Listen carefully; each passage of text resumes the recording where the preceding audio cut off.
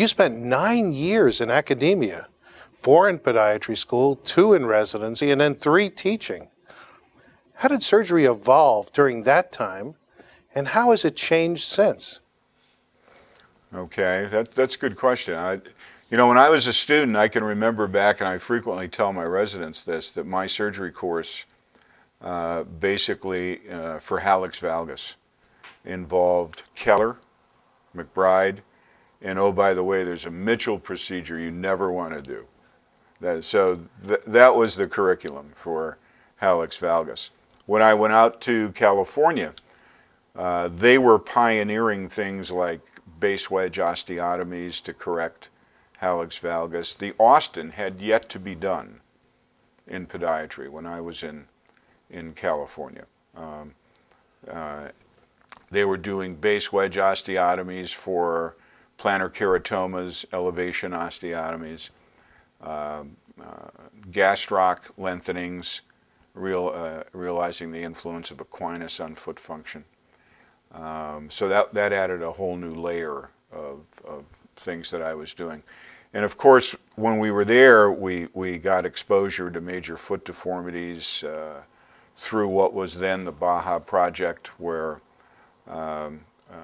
we would fly down to Mexico and evaluate patients with deformities, and some would be corrected down there. Some patients would come to the Bay Area and be housed there until their care was done. So we got to see a significant number of clubfoot, vertical talus, rigid flat foot, things of that nature that you wouldn't ordinarily see in a podiatry practice.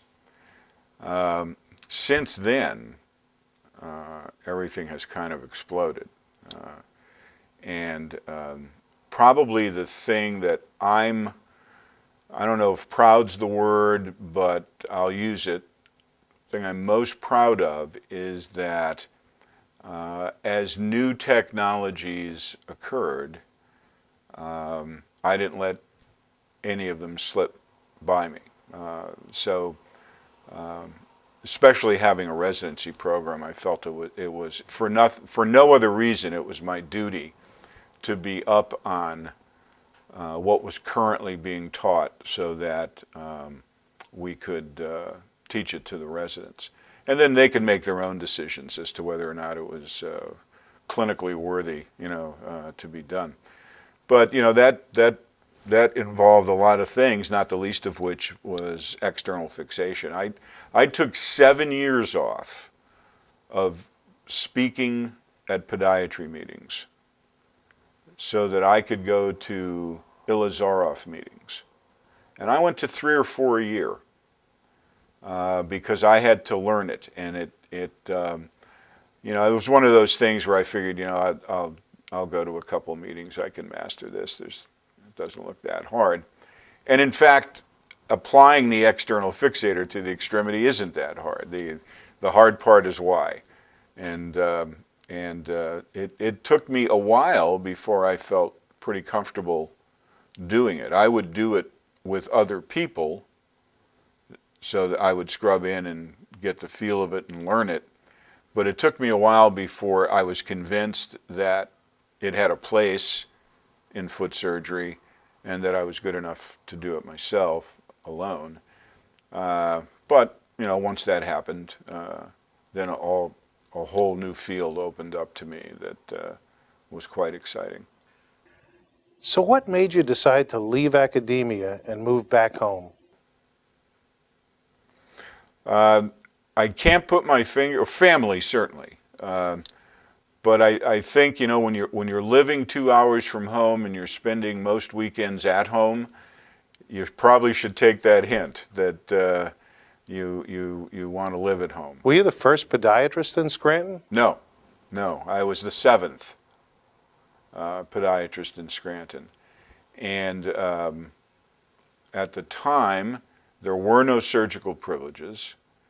There may have been, in fact, there were one or two podiatrists who were doing surgical procedures in their office, things like simple bunions, neuromas, hammer toes, things like that.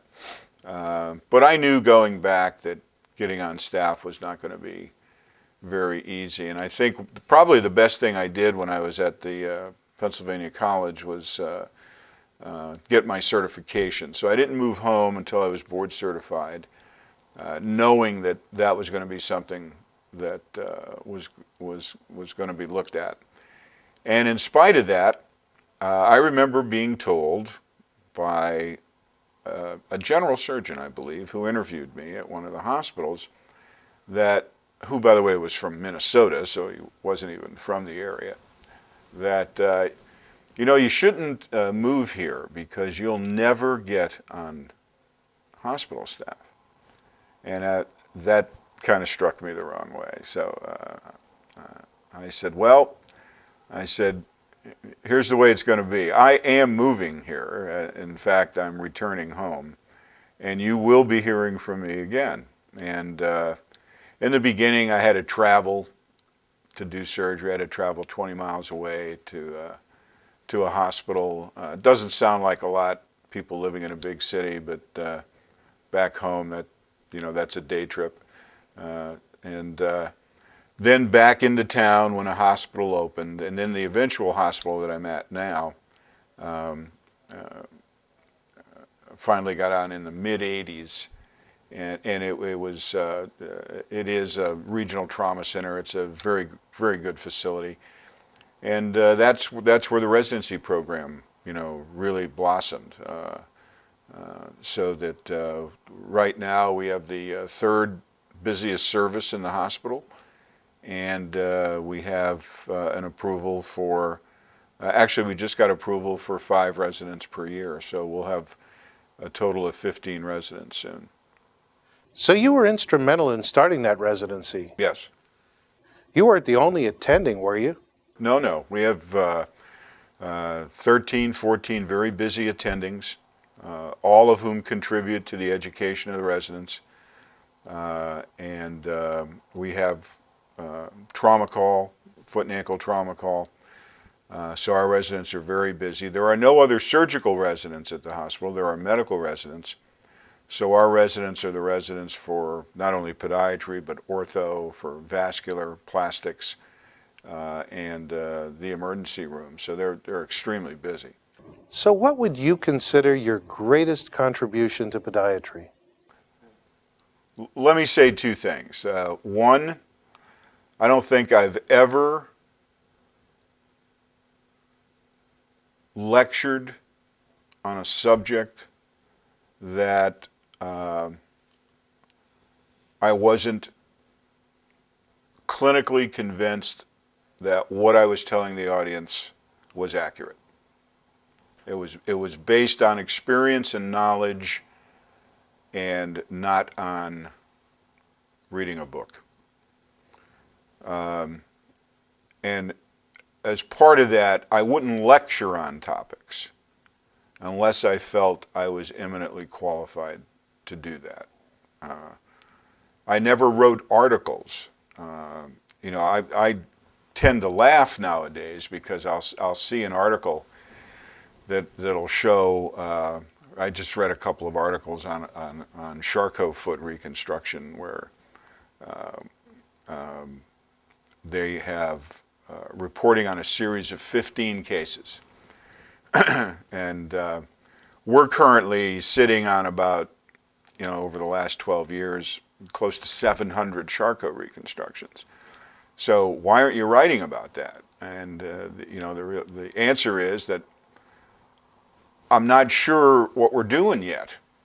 You know, at least not enough to give somebody else recommendations, which is why I think an article should be written, that you have something to report that you know it either works or it doesn't work. So you're either giving somebody good advice to do something or good advice to avoid doing something.